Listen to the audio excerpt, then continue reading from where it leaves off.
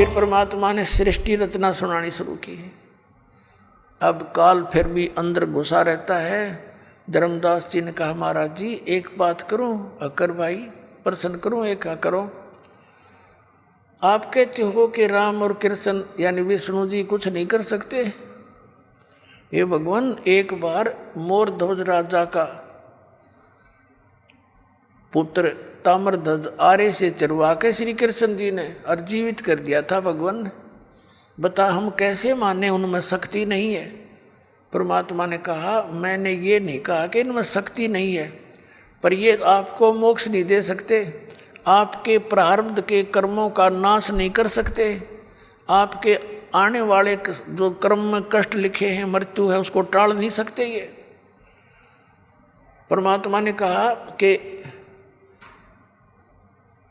जैसे मोर ध्वज राजा के पुत्र ताम्र ध्वज को तो श्री कृष्ण जी ने आरे से चरवा कर मृत्यु होने के बाद उसको जीवित कर दिया, शरीर भी सेट कर दिया, जोड़ दिया ज्यों का त्यों।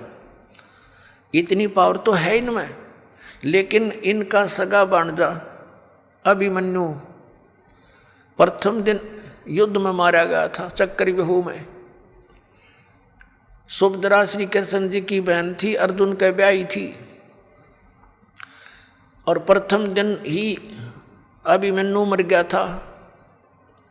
श्री कृष्ण रोए, सुभद्रा रोए, पांचों पांडव रोए, उनका कुल नाश हो रहा था।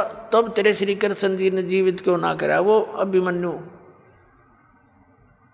अब धर्मदास फिर सुन हो गया, हे भगवान ये कारण क्या था, हमने तो ये बात कभी ध्यान में ना आई हमारा। तो परमात्मा ने कहा बेटा अभिमन्यु की आयु इतनी ही थी, प्रारब्ध इतना ही था, और उस ताम्रध्वज की आयु शेष थी। वो तो बीच में जाकर वो पंगा लिया था तेरे कृष्ण जी ने, और वो जीवित कर दिया। वो तो जीवित था ही, उसकी तो आयु शेष थी, और इसको जीवित नहीं कर सका क्योंकि उसका आयु शेष नहीं थी।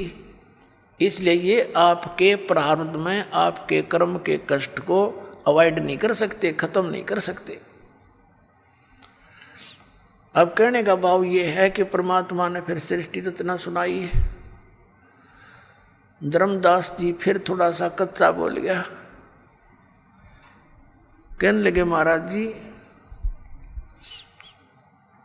जैसे सुदामा जी का थोड़े से चावल खा के और एक महल बना दिया था सुंदर। परमात्मा कहने लगे भाई तेरी बुद्धि तो कति गड्ढे में पड़ी है बेटा। अरे के कला तोड़ दिया, एक महल बना दिया था, एक मंत्री बनवा दिया अपने मित्र का, इतना महल था, यहाँ के मंत्री राजा लोग बना दे। इस तो मोक्ष हो गया उसका सुदामा का। ना मोक्ष श्री कृष्ण का, जन्म मृत्यु कृष्ण की मिटे, श्री कृष्ण की मिटे नहीं, ना सुदामा की उसके पुजारी की।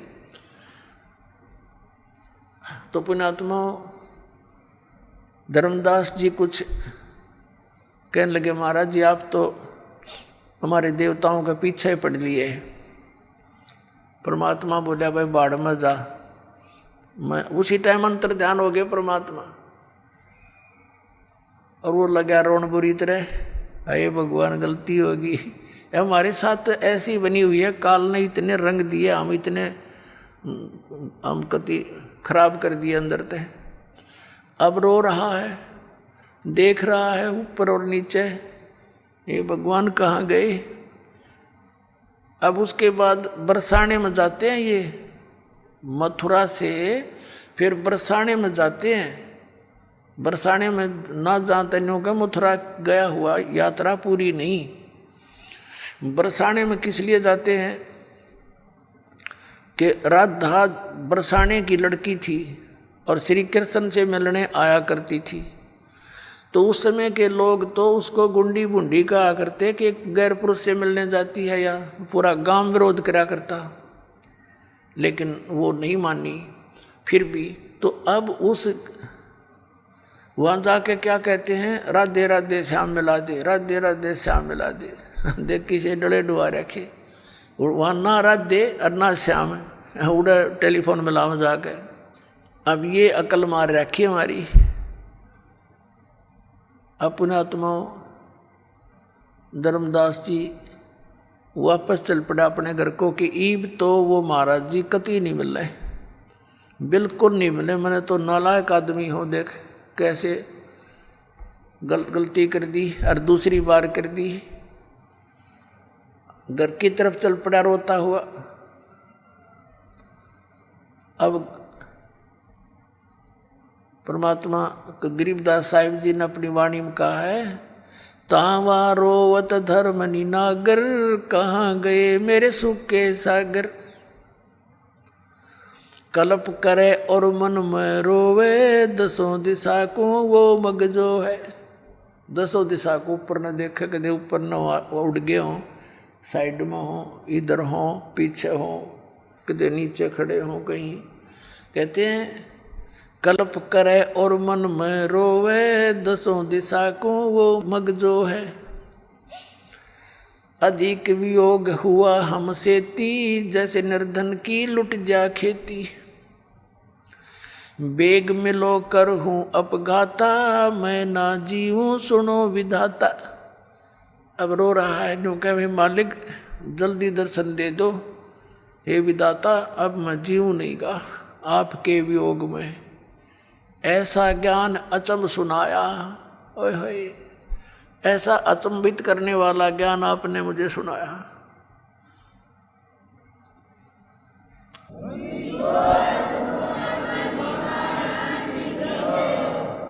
अब रोता रोता घर पे आ गया, सारे आंसुओं से कमीज भीग गया। 2-3-4 दिन में अपना घर पहुंच गया।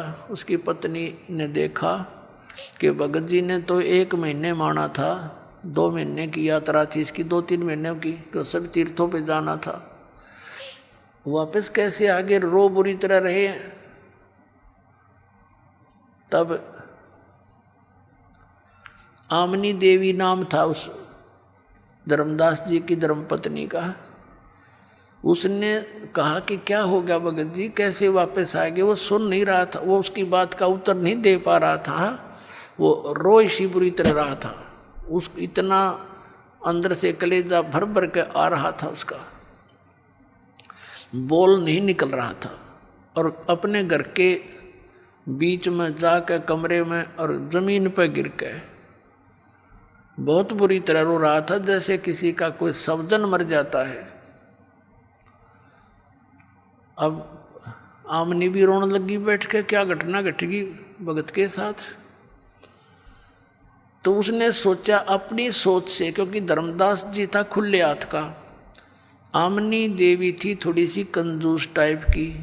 ये धर्म बहुत करा करता, भंडारे साधु संतों को बुलाता, साधु उनको कंबल कुंबल साथ में देता। तो यह टोक टाक दिया करती, जी दान हिसाब का होया करे, इतना मत खर्च करो, बालक भी पालने हैं।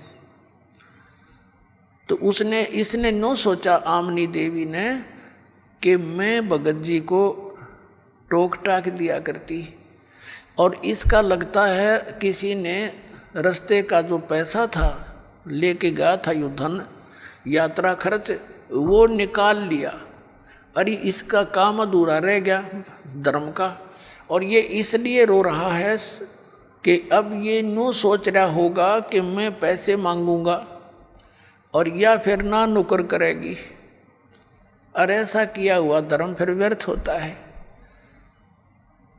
तो उसने इस विचार से कहा कि हे भगत जी, कोई बात ना, किसी ने आपका यात्रा खर्च निकाल भी लिया होगा, आप और ले जाओ, कि आपके धन की कमी है, आपको भगवान ने कितना दे रखा। उसको एक सांत्वना दिलाने के लिए वो इस प्रकार की उसकी सिंपैथी सी कराने लगी।